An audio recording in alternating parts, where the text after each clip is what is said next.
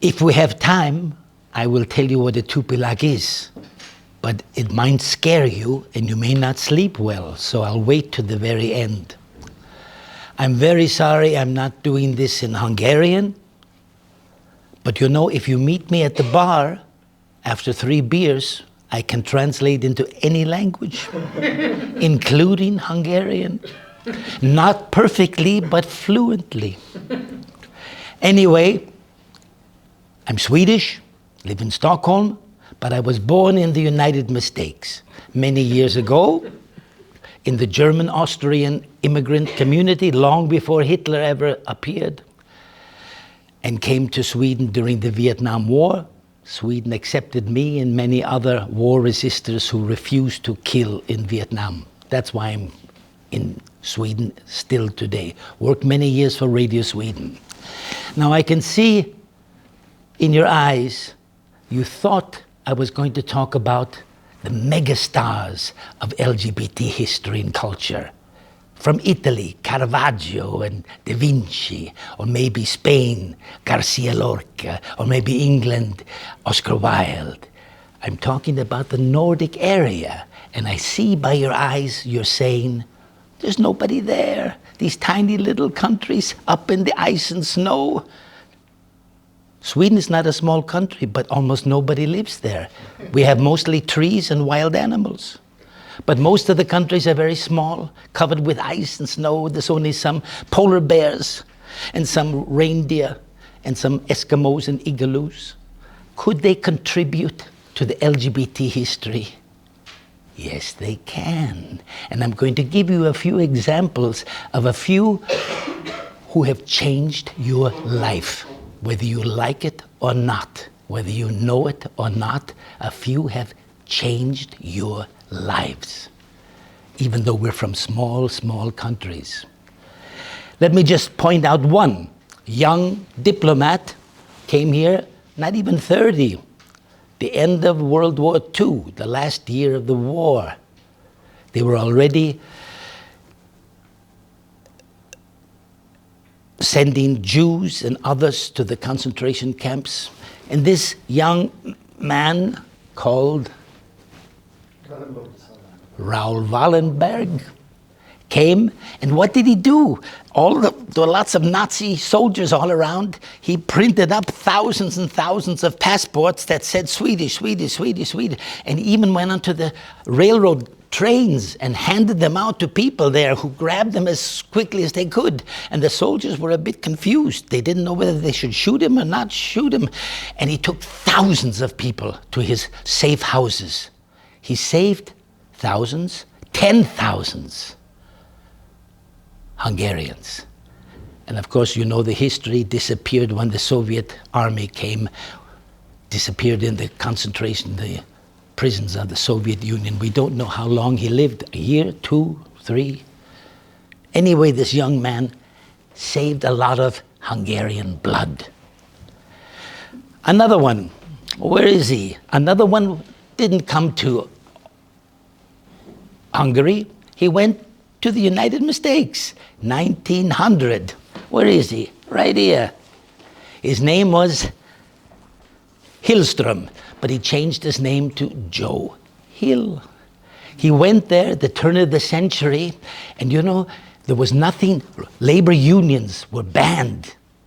The rich companies would not permit anyone to organize a labor union, and the church blessed the rich, not the poor, not the working people. And it was forbidden to make protests. But you could sing because the religious groups could sing. So he sang on the streets of California and elsewhere, "You get pie in the sky when you die." And the church did not like that message at all. Anyway, he was, after becoming very involved with the labor unions and giving his heart to such a movement, he was accused of murder, which he did not do. He had no alibi because he was sleeping that night with his Swedish boyfriend. And he knew if he had to give this alibi, this boy would be exposed. His life would be destroyed. So he didn't give an alibi, and he was taken to a firing squad, and they shot him dead. But 100 years later, some of the biggest musicians in the United States, Joan Baez and Dylan and the Bruce Springs, are singing songs to his honor. And if you join me tomorrow for some films, I will show you Joan Baez singing a song in his honor. Joe Hill, I thought you were dead. And Joe says, no, no, I never died. So in a sense, he made much history, and his ashes when he died were spread all over the world. Let me show another one. Who likes fairy tales? When you were small, did you get any fairy tales? Well, here's the father of fairy tales, a Danish man. His name is? Andersen, of course. And what did he do? I have to tell you this. Many of my colleagues never came out as homosexual. Why? In Sweden, Denmark, Norway, it was forbidden until 1944. Before that, you were a criminal. You could be arrested. You were arrested. And you think that after 1944, everybody came out? Nobody came out. Why? Because for the next 35 years, you were sick. You were considered ill, sick. And if you're sick, you couldn't be a journalist, you couldn't be a nurse, you couldn't be a doctor, you couldn't work anywhere. You got fired if you came out. You couldn't write books. You couldn't sing in the opera house. You got fired. It took another 35 years, and even then it's not so easy. Even then. But anyway, I want to show you a woman who did come out. Take a look at this woman here. Her name is Tove Jansson from Finland. And if you look up above, you'll see a little character called Lille My. And next to it is a little tiny Moomin troll. Are you familiar with Moomin? Actually, she's famous in the Nordic area. She was Swedish-Finnish. But in the Nordic area, everybody knows and loves her. There are exhibitions all the time. But she also went to Japan. She went to Australia. Her Moomin characters were all over the world. I don't know if they came to Hungary. One man here said he knew Moomin troll. And there have been studies about all her strange characters in her Moomin village. They were all unmarried. They were all a bit crazy. They were all a bit different. They were a bit homo. Some people said, yes, the whole village is homosexual. They're troublemakers, they're individualists. They come and go and disappear. No family, no kids, none whatsoever. But Tove Jansson came out very late in her life, the last 70 years. Why? Because Finland is the roughest of the Nordic countries. Macho. The Finns walk around with knives, even those who immigrated to Sweden. They're known as macho, rough characters. So homosexuality was the slowest thing to come out. But I'll tell you what she did with her woman when she came out. There's a history in Finland. The president has a national day. The married couples will come first. The unmarried couples will come second. And those not married or partner will come last. And they will come to shake the hands of the president, and the cameras will be going, and the newspapers are taking photographs of this wonderful day. Follow the order every year.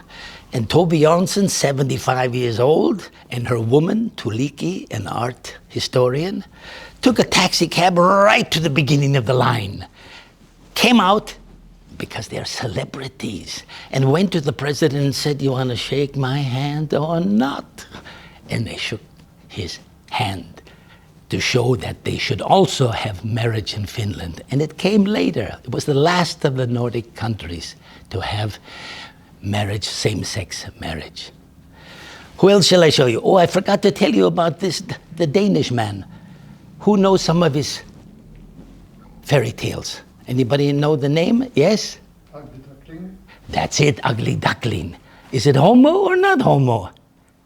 You can be sure it is.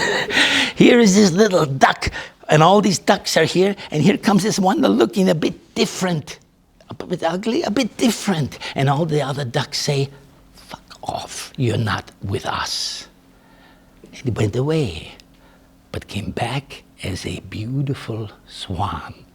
A little bit like if somebody tells you you're not worth it, come back again and shine and let them know that you are beautiful and you know what you're doing.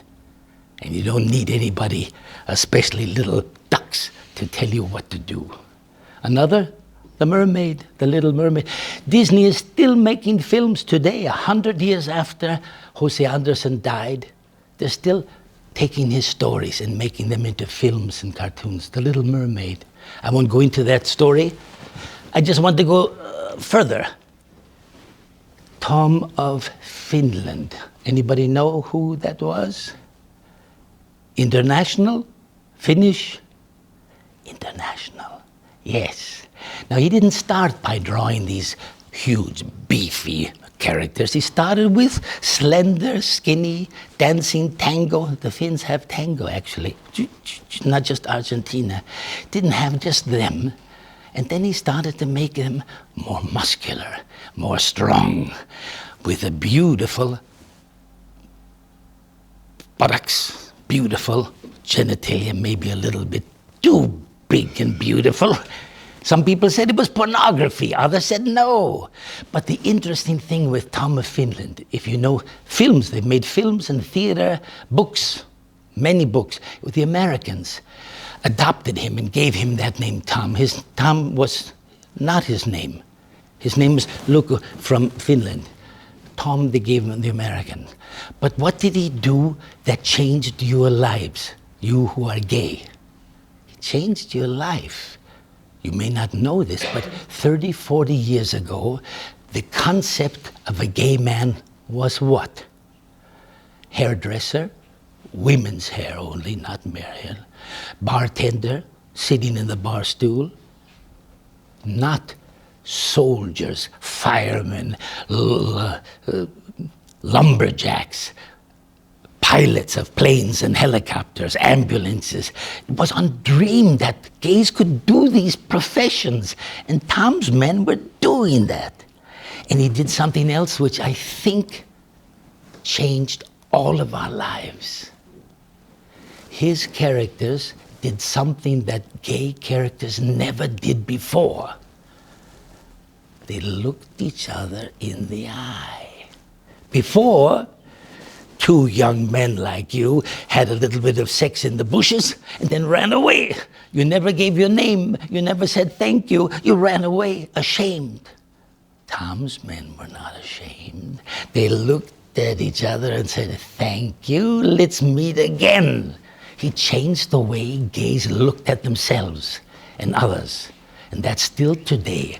And if you travel, you'll find many places. Tom's bar, Tom's disco, Tom, his name is everywhere. If you go to Berlin and you go to Sydney, Australia, you'll find a Tom's bar. I don't know if there's one here in Budapest, but in many places there's Tom's place. He did that. He gave us a feeling of power. And in Finland, he was considered pornographic for many years, and they didn't really want to put him into museums. But the last few years, every prestigious museum has had a Tom of Finland exhibition. He's become a cult figure, just like Tove Jansson. The trouble with Finland is that they're still a bit shy. I would just say this. Here's the danger with our history. Even when someone has come out, like Tove Jansson and others, the society, the hetero society, prefers to keep us a little bit quiet. They don't really want to mention. A film was made of Raoul Wallenberg last year where they mentioned his homosexuality. And the family was outraged. No proof. There's no proof. Yes, there is proof. He wrote when he was a youngster in the university about how much he loved his male colleagues and would never get married. But anyway, there's a feeling that if they're real heroes, we don't want to put them down. So we keep a bit quiet. And Tove Jansson, they made a play downtown at the Swedish theater. Finland has both Finnish and Swedish languages, official languages. Everything you want to know about Tove Jansson. What she did and what she didn't, what the book she wrote and Mummintroll. They did not mention that she was together with her woman for 40 years, this art historian, Tuliki. They kind of forgot about this, because when you've got a hero, it's like Jesus Christ. You don't want to mention that he had a bit of affairs with these you just kind of keep him neutral. You don't even want him to have any children either. That's the danger. And I want to say, before I show you some other people here, I just want to say, why do you think History Month, why do you think this is important? Why do you think LGBT culture is important? Why don't we just keep it in the closet? Why is it important? Because our enemies, and we've got lots of enemies. The media in many countries, the prime ministers, the presidents, the parliamentarians in many countries, including Hungary, Ghana, Uganda, Russia, Belarus, our enemies tell you bluntly, you don't have any history, you don't have any culture, you haven't contributed anything to our world, so why should we protect you? Why should we have a pride? Why don't you just go in the closet and disappear? And the truth is, we have a rich history and a rich culture. And it's not yesterday. They'll tell you this, our enemies. It's a brand new product of the West. It's nothing to do with our African culture, Indonesian culture, Hungarian culture. It's from the West. They want to change our good young men into sissies and homos instead of good soldiers and good police and good prison wardens. The truth is, how far back does our history go? 4,000 years. To Gilgamesh. Have you heard about this poem, Gilgamesh? It's not Nordic, but it's our history. It's not 2,000 years till Sappho and Alexander the Great. It's 4,000 years and didn't come from the West at all. Let me show you a filmmaker. Where do I have him? I think, here. These two little figures there, you can't see them. I should pass them out to you. But afterwards, if you're not drunk, you can come forward and take a look. It's a skinny young man next to a skinny young girl. They just come to Hollywood. He was a filmmaker of silent films. Why is he historic? He's homosexual, of course. He made the first gay film in the world. It wasn't Hollywood, it wasn't London, it wasn't Rome or Paris, it was Stockholm, 1917. The name of the film, Vingarna in Swedish, which means wings, wings. Why did he choose that subject, wings? Because the film, we can't show it to you, it's an hour film, it's a silent film. Anyway, it's about a sculptor and his naked model, beautiful young man. It was the statue of Ganymedes. Now, Ganymedes from Greece, a beautiful young man, is seen by Zeus, the chief god. And he says, I want that boy. And he changes himself into an eagle and flies down and plucks up this Ganymedes to the heavens for eternal life. Wings. And of course the eagle has wings. And that was the name of the film, 1917. The first gay film. I'm now living in a small hotel on the street called Eagle.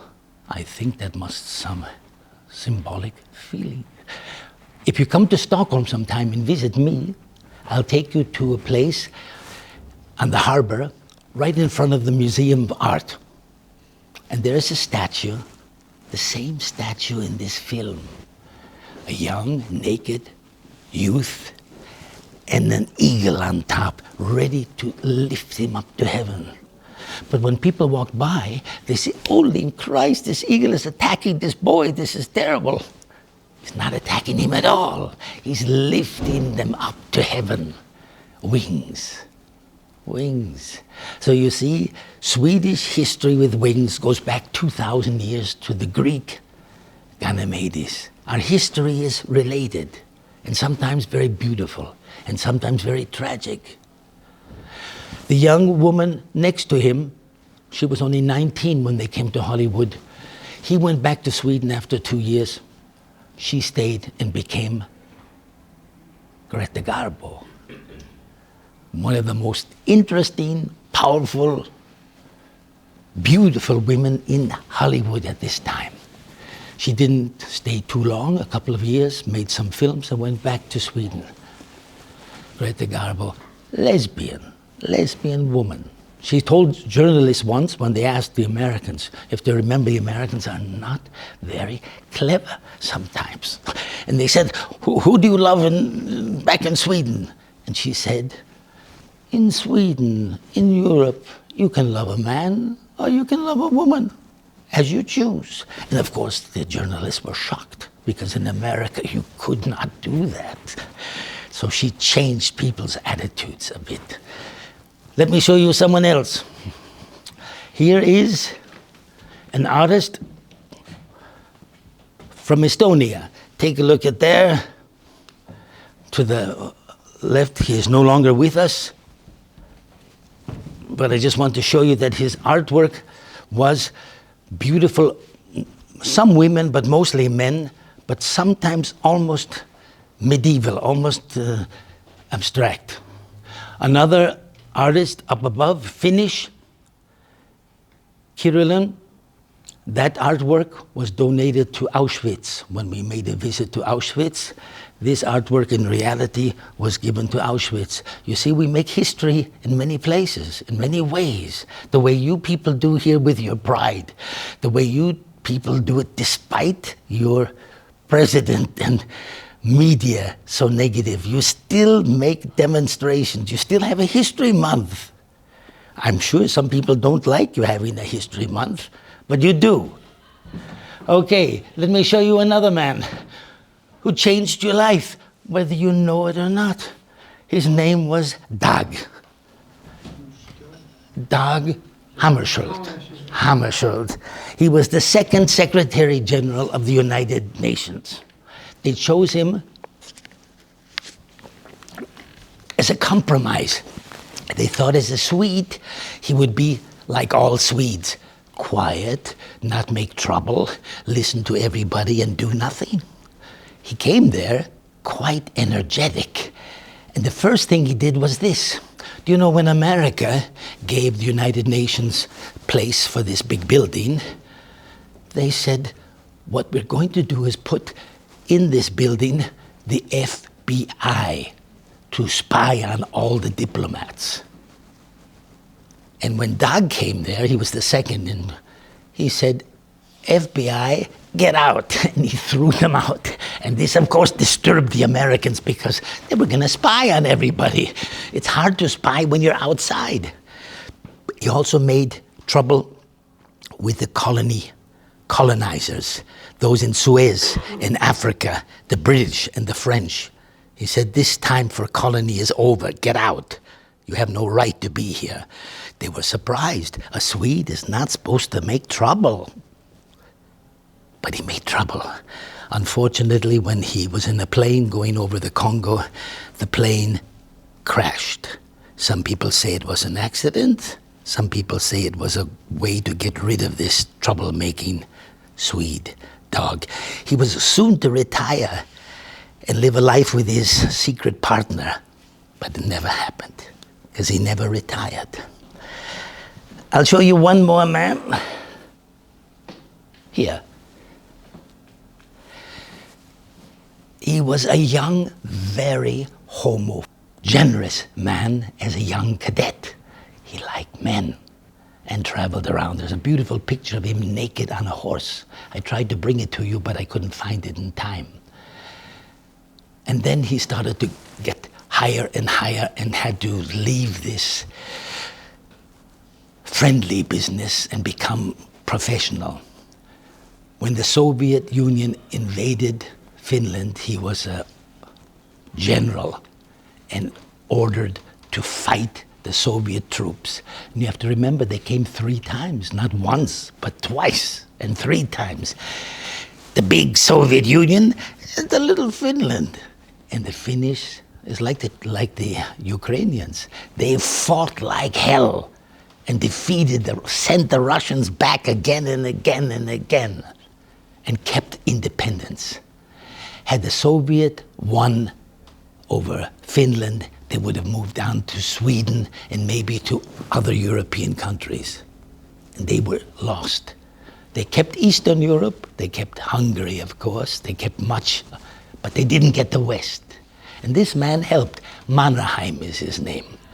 Now, if you would like to see him today, you can. He's sitting on a bronze horse in front of the parliament in Helsinki. Not naked, of course, he's got his uniform, but you can see him there. And the truth is, the Finns don't really want to talk about Homo Mannerheim. He's a hero, so you don't really talk about such things. It's like Toby Jansson, you don't really talk about such things. That's part of our trouble, and that's why History Month is so important, because I bet you've got a number of Hungarians very high up yesterday or today or tomorrow who don't really want to come out, or if they come out, the rest of society says, keep it quiet, don't mention it. It takes away their glory. Let's pretend that they're not homo, as if, like the ugly duckling, what if they turn into a swan and really look beautiful? That's partly our trouble. We really have to fight not only the homophobes, but we have to fight very much. I have to say, we started Tupilak more than 30 years ago. And we started the ILGCN, which Thomas is a part of the ILGCN. Here's the ILG. Because ILGA, if you know ILGA, the international organization, many years ago, didn't want to discuss culture. Because why? Because culture, for some people, is a little bit of poetry, silly poetry, and maybe a drag queen who sings with playback. In history, a pile of dust. No, it's important. It really is major. It makes our lives creative. It makes it strong. It makes you proud of being yourself. If you know that your ancestor is Alexander the Great, you're proud of yourself. And Hollywood, I have to say this about Hollywood. Anyway, Ilga did not want to talk about culture. Legislation was the important thing. And the reality is, legislation is important, but it's only half the battle. It's only half.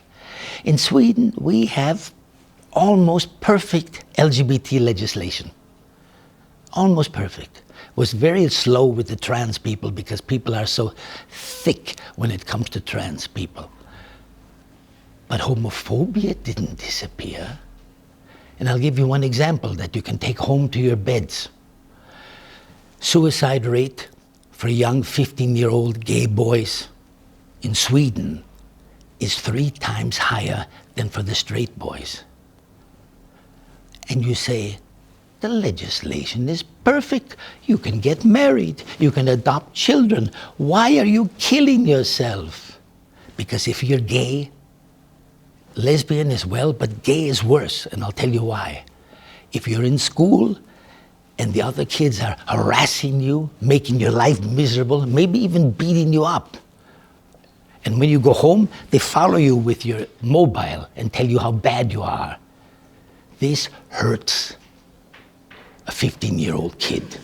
Doesn't matter if he can get married. Doesn't matter if he can adopt 17 children. He feels lonely. And if you're in school, you can't run away.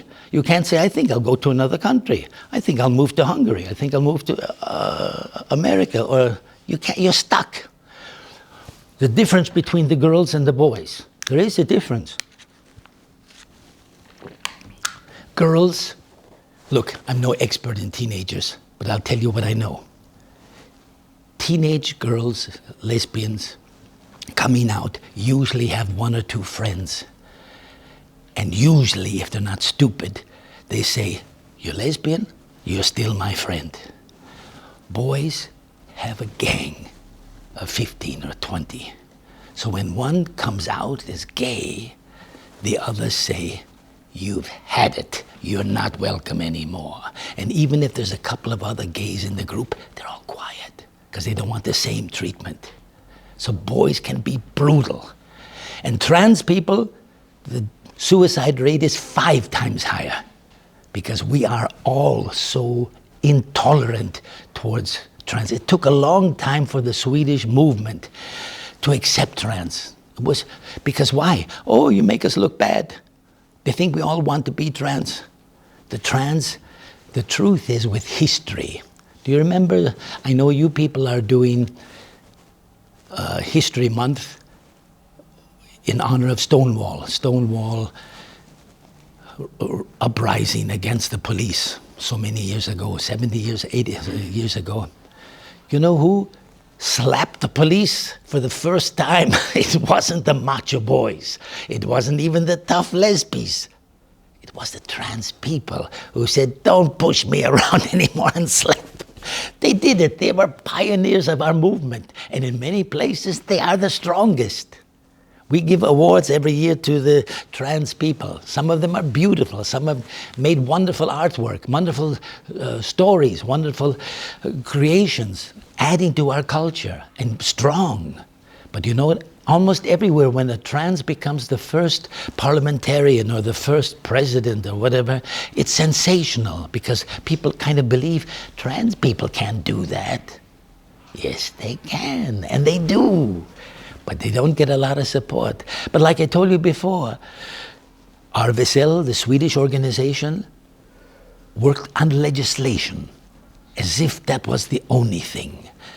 And ILGA was the same. When we tried to have seminars on culture, ILGA said, we really don't want this. This is interfering with our important work for legislation. And the truth is, both legislation and culture and history join together as wonderful weapons together to convince people of our value and what we've given, where we've been. Hollywood films. I mentioned Alexander the Great. It's not Nordic, but you know the first films I saw about Alexander the Great, he was hetero, had a lot of kids. He did have a wife, he did have children, Alexander, but he had his male lovers as well, like almost all Greeks. Almost all Greek heroes and gods had a wife and children because you got to have this for the continuation of the race. But they were proud of their male lovers, proud of them. That's partly our history and why we have a history. I understand 13 years of History Month in Hungary. I just want to say one word because you're here. You may not come tomorrow. You may not come with me to the bar for translations. It could be. But I want to say this. I was here, I think 12 years ago. I had just come from History Month, England, UK. England, big population, Wales and Scotland and England, etc., with lots of support, a massive History Month. And I thought, we can't do this in the Nordic area. We're too few and too spread out and too far away. And someone invited me here. I don't know who did it. By mistake, I have no idea. But I was here and I went to some university. I remember this today. And there was a group and we talked about culture and history. And I thought, if the Hungarians can do this History Month with no support, no government support and no scholarship money, and if they can do it, we can do it. And it's thanks to this History Month Hungary that we started Nordic. And we've been doing this now, this is our 10th year. And our debt to Hungary is solid. It was your inspiration. You can do it, and if you're not many, then you're few, but you can still do it. And if you don't get any money, you can still do it. And if you don't have any government support, on the contrary, the government will kill you. You can still do it. And that's what we do. And I think this is maybe the story of the ugly duckling. When people tell you you're no good, you can't do it. You can do it. You shall do it. I want to know how much time do we have? Are we running out of time? I have 1 or 2 pictures to show you, but I want to give you some time to ask questions or comment if you wish. How much time do we have left? 15 minutes. Good. Do I have more to show you? Yes. What is the difference between, I think, is anybody here from the Scandinavian studies? Are you from the Someone told me people might be coming from the Scandinavians. I made some advertising, but it didn't work out. Look, you came and you represent. I just wanted, is everybody clear what the difference is between Scandinavia and Nordic? Yeah, the Finnish are not Scandinavian. Pardon? The Finnish are not Scandinavian. No, and nor the Icelanders, the Greenlanders. It's only 3 who are part of Scandinavia. The truth is, Sweden, Denmark, Norway. But Nordic is much bigger. And we include, at least in Tupilak, we include the Baltic states. And why is that? It's controversial. Because there was a time when Sweden was a great power, really a great power. And the Baltic Sea was a Swedish lake. And all the Baltic nations were part of Sweden. And it was the king who set a palace here and a university there, and it was all part of it. These days it's a bit difficult. There's something called the Nordic Council with ministers and parliamentarians, and the 3 Baltic states were always observers. They tried to be members, but the others, sometimes the Scandinavians can be a bit snobbish. You don't speak our language. They don't. But the Finns said, we don't either. And the Icelanders said, we don't either. What's the problem? Anyway, they were observers, so they joined the EU instead. But I wanted to say that the Faroe Islands, here is a picture of the Faroe Islands. Is a young radio journalist and musician who came out in the Faroe Islands. Now the Faroe Islands, do you know where it is? Where is it? Right above Scotland. It's there. It's a little bit far away. That's it. Not big population, very religious. I just want to say this, it's very religious. He came out as a gay man, about 25, 23, journalist and musician. In his radio program, I'm gay. He was beaten up badly in the street, badly. Not once, but again and again. Went to a mental institute of depression. He was about to come to Sweden as a visitor because the Swedes invited him. He was going to come with his father, who was very supportive father. Before that, he took his life. He killed himself. He was the first one in the Faroe Islands. But this it was a Nordic Council meeting, which I was there as a journalist. The other parliamentarians were so outraged that they condemned the representatives from the Faroe Islands because they had voted against an anti-discrimination law. They said, we don't need it here. And when they said, you have forced this young man to kill himself, they went home and they changed and they supported that law. So you see, especially when places are small, when you cannot run away, or you don't choose not to run away, you're really facing a great deal of trouble.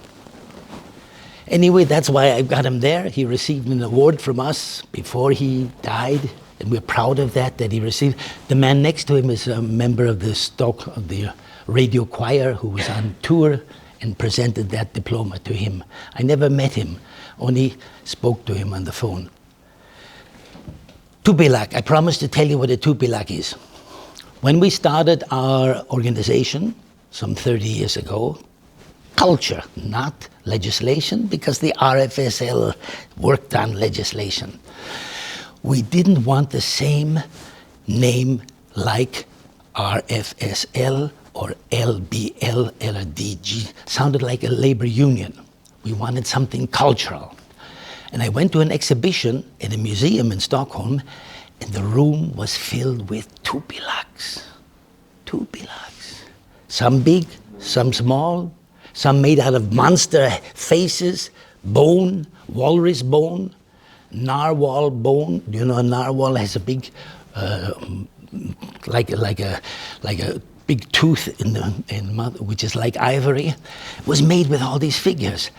And I asked the manager of the museum, what is a Tupilak? When two Eskimo, Inuit Eskimo, have a conflict, they don't punch each other up like we do. They don't kick each other in the balls. No, they don't. They go home and take a piece of bone and carve it into a little monster. Sometimes grotesque, sometimes evil, sometimes with teeth, and sometimes with 4 heads, and say, tonight, go home to my enemy and kill him. And when we started this name, some people were horrified. They said, you can't have a killer as your name. We said, we don't kill people. We don't kill popes and religious people and prime ministers and parliamentarians. We kill homophobia and silence. That's what we kill.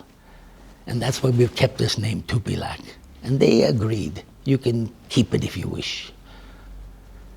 A killer. That's it.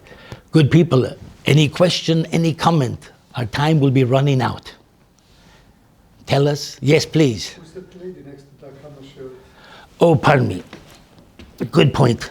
I'm sorry I missed. Now, this young woman, when she was very young, Norway, her name was Kim Friel. She was a PR woman, which is already something special, because if you're a PR person, you're already kind of into changing things and fighting things. In Norway, you have to remember, we in Sweden, we think the Norwegians are a bit backward. They fish a lot. They were very poor. They were under the Danes for years. They were under Sweden for 100 years, until they discovered oil. And suddenly they're the richest one in the whole Nordic area. And we're so sorry we let them go. But she was a PR woman, and she started to make things move. She questioned things. She went to the parliament. She challenged the politicians. She went to the media. She did things that the rest of us in the Nordic area were stupefied. How can someone be so aggressive? It's so un-Nordic to be aggressive. She was aggressive and effective. And she helped to change law after law after law. And when she did this, some of the other people in the Nordic area said, we got to do the same. We have to follow this example. She was also a very strong humanist. In Norway, the humanist movement is much stronger than Sweden and other places. Almost all the young kids go to humanist camps and schools. For some reason in Sweden, I think because they couldn't care less, I'm not sure why, but the movement never got very strong. But in Norway it was strong, and she was part of this humanist movement. And you have to remember, historically, long before the United Nations, long before Amnesty International touched us, and I mean touched us, the humanist movement said, we fight for LGBT rights. Because they're an international movement, very big in India, very big in Norway, very little in some countries. Why it's important is because this. We'll have to tell you about the one film I'm going to show you tomorrow is not Nordic. It's 2 minutes from the United Nations. Why was the United Nations and Amnesty, which I love Amnesty, except they're a bit thick. They're very slow. It took them years to work for LGBT people. Why? Because they wanted to follow the United Nations Declaration of Human Rights, which is now 75 years old. And if you look at this wonderful declaration, it doesn't mention us. It mentions human rights and whatever, but it doesn't mention us. So the United Nations and Amnesty said, we can't work for you. You're not included. And the humanist movement, based in London, said, you can, get busy, we can do it. So eventually, Amnesty said, you're right, we can. And now they do, which makes me very pleased with them. The United Nations, not only do they support us, there was a man called Ban Ki-moon, one of the Secretary Generals. He was very influential for starting this. Not only did they say, yes, we support you, they started something called Free and Equal LGBT films. And there's about 50 films, 2 minute, 3 minute, 4 minute, from different parts of the world that the United Nations has made and distribute free. Anyone can use them. And they're from different countries, they're general. The one I want to show you tomorrow is quite global. 2 minutes only. But what a difference it makes when you have, historically, no support, much support. And Amnesty International for years had to say, we cannot touch you. We can work for you. We will work for you. It took a change. History moves slowly, so slowly, but it moves. And this Kim Friel, she made it move. She is a hero. And I will tell you this, if you come to Oslo, there is a park. It's often where they have their pride gatherings. There's a statue of Kim Friel standing there in bronze. There's not many statues of our people everywhere. There is one of her. So sometimes history can move slowly, slowly. And she worked as a teacher of humanism at the camps with the youngsters, right up to the very end, when she looked like 70, 75. There's some heroes who keep working. They keep working, some of them. May I ask what the Scandinavian studies do? And do you have LGBT elements? What do you do with your Scandinavian studies? But of course, we do have lectures from all Scandinavian countries, like from Sweden, Denmark, and Norway. And these lectures can actually include anything they wish in their material. So, but I don't think that there is a main focus on LGBT issues. It could be a little focus. There could be a little focus, exactly. Well, this event and also the one tomorrow is actually publicized on our Blackboard, so it's there. I'm glad. Maybe you'll come tomorrow, and maybe some more will come tomorrow. We will see. Let me say language. You've given me an indication. I will tell you this. I told you that legislation in Sweden is perfect. It is. It's almost perfect. Yes, I'm sure there's bits and pieces, especially the trans have always been slow. Do you know, for a while they made a trans person wanting this operation had to get a divorce and had to be sterilized even if they didn't want to be sterilized and whatever. There was so much discrimination every step of the way. But language, I just want you've indicated. I told you that we have many, many musicians, writers, radio journalists open today in Sweden. Many. It's changed a lot. 30 years ago, I've been working, I'm retired. I used to work at Radio Sweden for the last 40 years. When I came out as a gay, to my colleagues, we're 3,000 people working at the radio house. Only one other person, a writer on the next floor, was openly gay, and me. And he told me that when he came out, all his friends started to drift away. They didn't want to really speak with him anymore because they would be identified as gay. So they kind of ignored him, not too close, maybe high, but not too close. And the truth is, when I was making gay programs, and I made a number at the Pride and this and that, my boss came to me and said, why don't you let somebody else do some of these programs? You're doing all of them. I said, let somebody else do it. No. Nobody else wanted to do it because they would be identified as gay. If some macho man went to a gay pride to ask interviews, he obviously was gay. So he didn't want to go. So for years and years, I was the only one. Now there are many, and there's some good celebrities. I'm talking here a bit of history, but not only. But I want to go back to language. I told you things are practically perfect except suicide. If you kill yourself, it's not so perfect, is it? But I want to say language. In the schoolyard today, despite this wonderful legislation and this wonderful history, the worst thing a little boy can say to another little boy is Berg. Bosse is Danish, Berg. And they ask him, what does it mean? I don't know. I just know that it's bad. I know that it's bad. So you see, homophobia sometimes is not in the legislation, it's not in the books, it's kind of in the air. It's kind of drifting down to the youngest people. Berg is what a boy will use against another boy. And if you think it's bad there, what do you think it is in Uganda and Indonesia? Is worse. But the interesting thing with the girl, what do you think the worst a little girl can say to another little girl? It's not lesbian. What is it? Whore. You're a whore. You're a prostitute. And you ask this little girl, what does it mean? I don't know.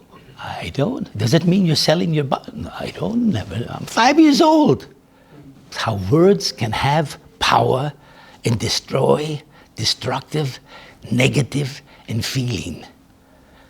And for a while, Berg used to be in the newspapers. I think many journalists tried to change it into something positive. Berg play at the dramatic theater, or Berg music or something. But it didn't quite work. It didn't quite work.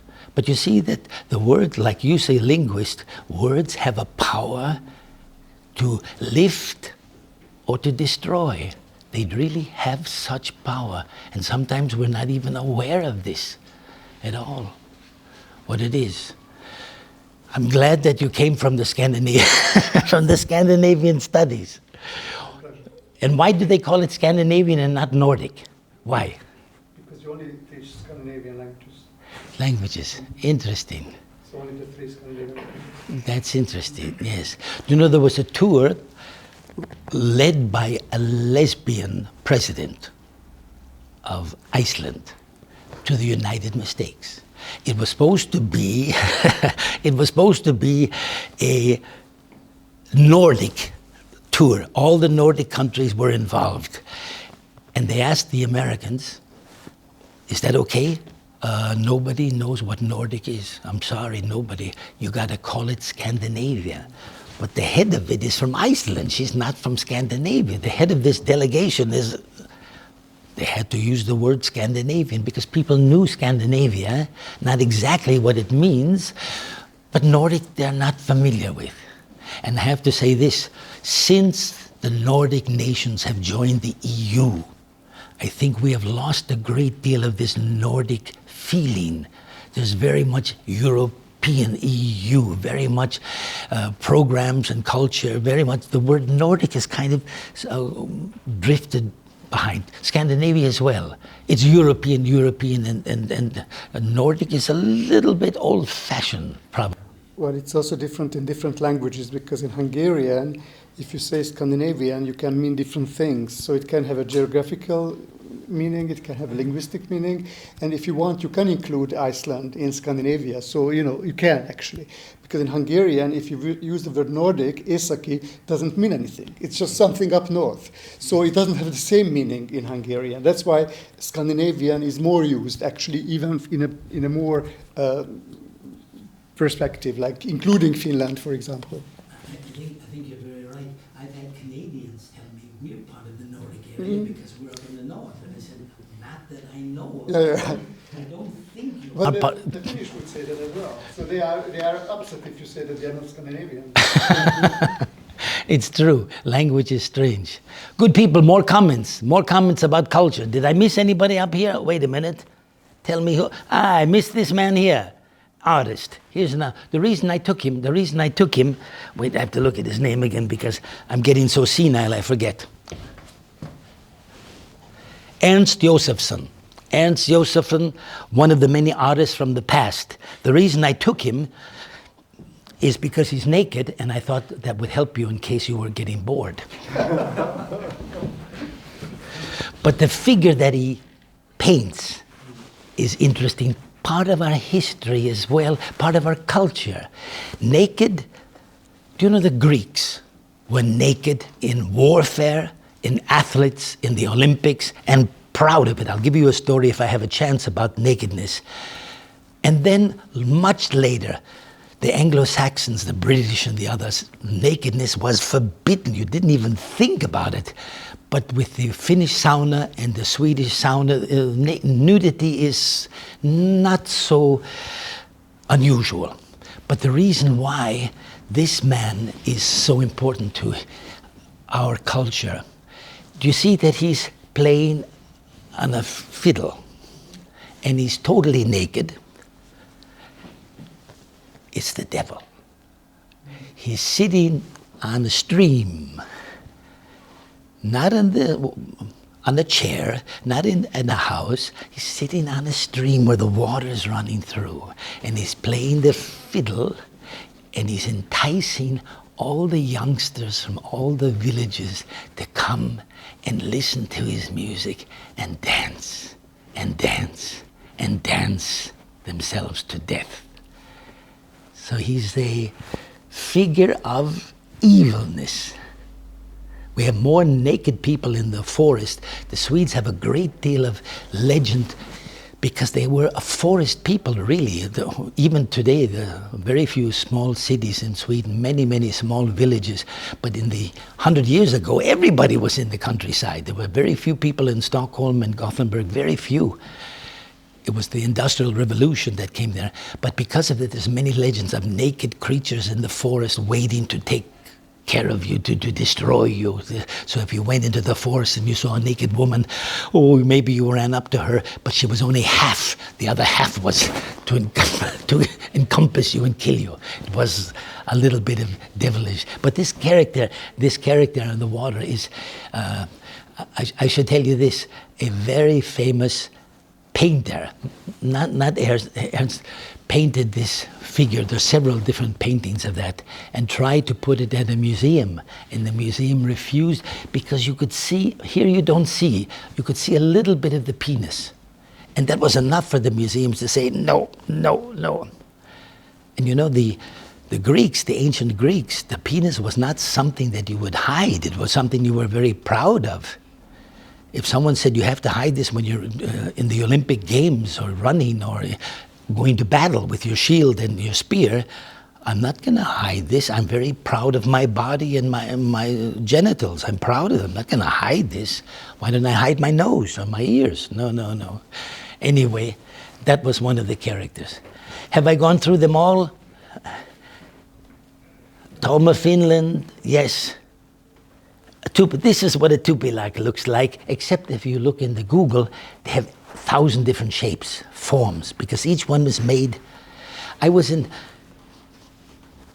Greenland once for the radio, and I wanted to buy a tupilak, and I went to a shop, and the man there said, we've just had 10 tourists from Alabama in America, and they bought everyone. So there's nothing left. So I never got one. I never got one. But they are small figures. They can be larger, but they're the really small figures carved out of ivory, of bone. They're very strong. What else did I want to say? More comments? Yes, please. Can I please ask you to talk about Raoul Wallenberg again, because I'm very sorry that I missed that part. Okay. I will, if it's okay with you people. He came as a young diplomat. They weren't sure who to send.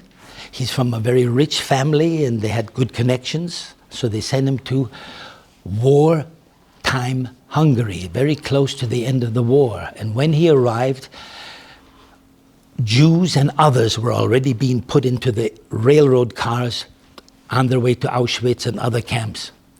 And he had this idea, together with one or two people who lived much longer than he, to make safe houses with the Swedish flag. They were later raided by the Hungarian fascists, but printed thousands and thousands of passports, documents saying this person is under Swedish protection. And he went to where they were lining these people up at the trains. He even went into some of the trains. He went out on the roof of the trains, and I heard that the Gestapo was shooting at him, but they didn't shoot to kill because they were impressed that this man had the audacity to jump around on the top of a train. But he handed these papers out to anyone who reached for them, and they showed them to the Gestapo, and the Gestapo soldiers let them go, let them leave as Swedish protected, so not Swedish citizens, but people under Swedish protection, and went to the safe houses. And I think the figure is 10,000, 1,000. How many did he save? Thousands and thousands of people were saved. Some people who left the train and came back. What happened to him is when he had a bundle of money with him, he was given money by the Americans. I think the Americans were trying to subsidize his work. So I think he was not without money when the Soviet soldiers caught him. I think they called him to the embassy or to the soldiers that were coming in. And I think he thought he would be given a reception. But they took him, and I think they found his money, and they said he must be a spy. So they arrested him, went into Soviet prison, and was never seen again. The Soviet authorities said he died of a heart attack 2 years later. Other people said they saw him alive years later. It's not sure, but he never came out of that prison. Did he live till 70? We don't know. But we do know is that he became a official, or what you call this, an honorary citizen of Israel and Australia and England and many countries. There is a statue of him in Sweden, a bust in the house where he and the Wallenberg family lived. But there's another monument close to the National Theatre, the Dramat. Are you familiar with it? It was, I think, a Dane, if I'm not wrong. It was a Danish sculpture, and some people were outraged because it wasn't a figure, it wasn't a man standing, it was something like black slugs crawling towards the water. And her argument was, there was the man who discovered propellers, it was a Swede as well, propellers, is standing right next to it, so she didn't want to duplicate it with another man standing up next to another man, so she made these slugs. And some people said this was an insult, and others said this was beautiful, because when the snow falls, it's covered with snow, and when the autumn comes, the leaves are covering it, and you can see small children sitting on these little slugs, in a sense making it alive. And there's a plaque, of course, that says this is a symbol for Wallenberg. And again, there's no mention about his family. He never married, he never had children, he was gay, he was homosexual, of course. Again, our history is never really told. If he had been married 7 times with 12 children, they would have written this. I'm sure they would have written. You look at the books, any celebrity, any famous person who is married once or twice with so many children, it's always named to show that he's a well-balanced individual. He wasn't a lonely creature. He wasn't the ugly duckling. But when we perish, when we die, it's almost silence, as if it would be insulting. Oh, I have to tell you, there was a woman, oh, I don't have it here. Someone asked me, I think Peter was here before, asked me about a woman called Selma. Are you familiar with this woman? Selma, that's it. Now, she was the first woman in the Swedish literature circle that chooses the Nobel Prize. She was the first woman to receive the Nobel Prize in literature. She wrote a wonderful book. She's written several plays, but a wonderful book about a boy, a little farm boy, who was evil. He kicked the chickens and he kicked the sheep and he would kick the pigs. He was horrible. So what happened to him? Magically, he was shrunk down to a little tiny creature, climbed on the back of a goose and flew all over Sweden and met many animals, wild and domestic. And he learned to like them as friends. And he lost his evilness. So when he came back to the farm, he grew up to be a little farm boy again. He's a nice boy. And Selma Lagerlöf was a teacher. She uses this to show geography. But the interesting thing is this with Selma.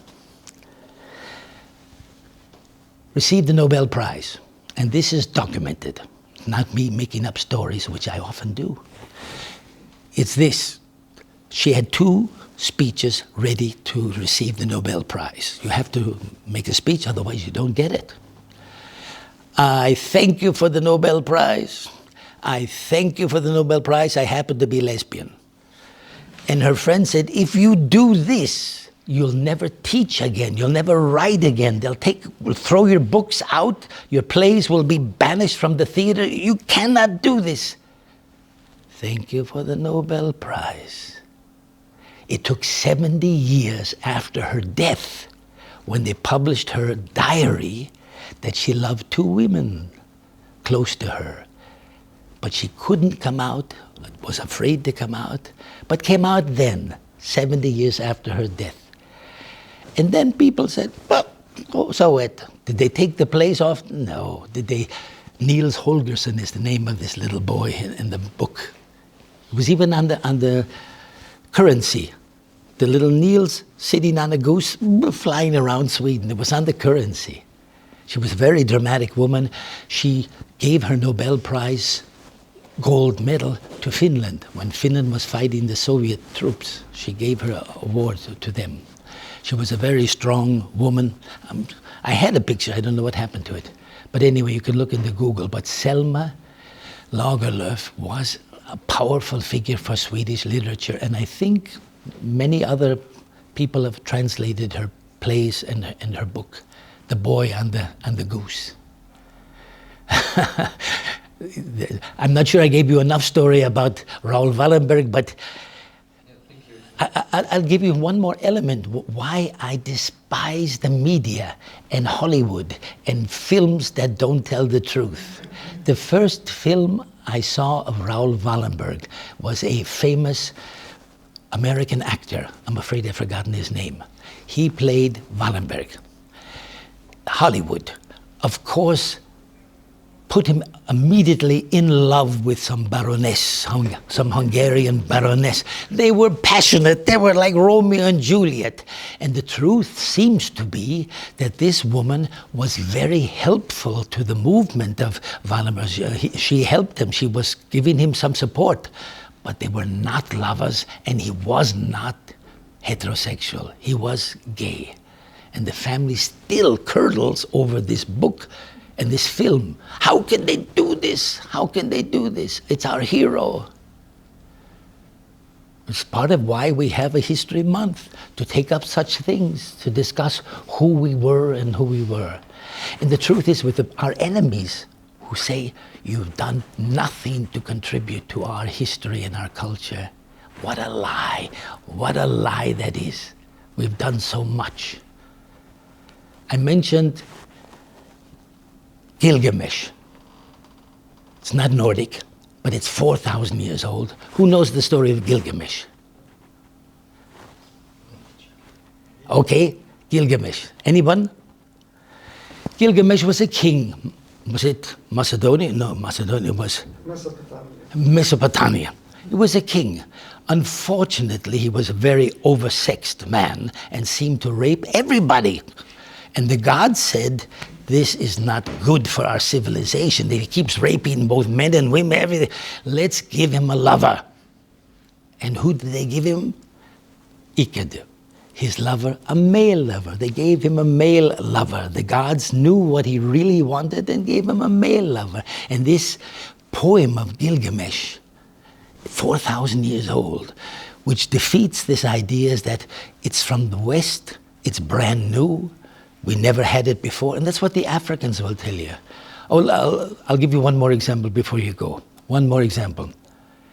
Gilgamesh, the first Homo poem, 4,000 years old, and a beautiful story. Unfortunately, the lover dies, and there's a great poem about his death, etc. Amnesty. Why I mentioned that amnesty was so slow. Sweden published a lovely book about human rights. Interviewed about 50 people, the Dalai Lama and whoever, kings and many, many people. And they interviewed one man from Africa who used to be high on the Amnesty list and the United Nations list, and he was everywhere. The book mentions nothing about homosexuality. Human rights, universal, published in English to be distributed to school classes, etc. Wonderful, good idea, Sweden. But you missed one point. You missed us. There is only one mention of homosexuality in this book.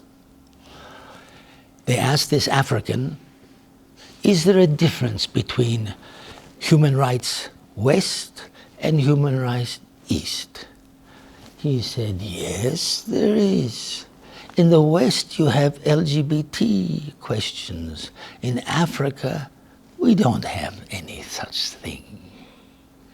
And you know how they're fighting today in Ghana, Uganda, and so many places, trying with the death sentence in Uganda and the death sentence in Ghana in some places. They're fighting. Who's fighting? The LGBT people are fighting to survive. Sudan and everywhere else. And this man, and I brought this up to Amnesty. I said, this book is very nice, but you're missing the point, and you're even devastating. You're saying that it is not an African question, which means it's not a question for Eastern Europe, it's not a question for Indonesia, it's not a question for most of the world. It's a Western question, and that's not true. That's not, even in our group of people in this History Months. You know, there's about 25 countries involved in this. Some of them are from the Third World, some are from Cuba, some are coming from other places. Fighting really to show that not only are we here, we've always been here.